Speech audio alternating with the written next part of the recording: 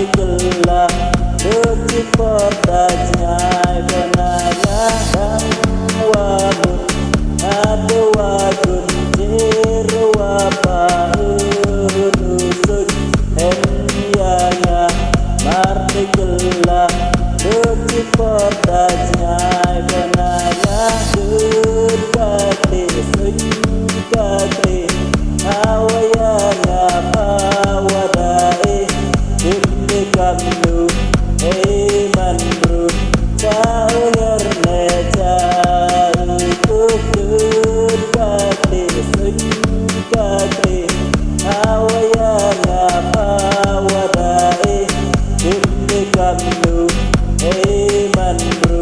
Cauyar Neca Kukut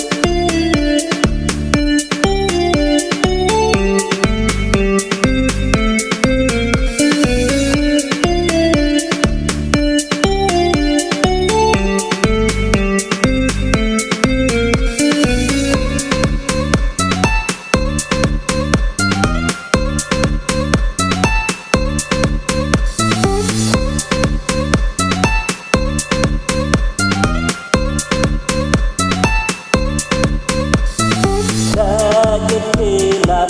dan tawa berkat ya nyawa musnawam lan ilayanya adegan ni ugarlah luti kepilat dan tawa berkat ya nyawa musnawam lan ilayanya adegan ni ugarlah luti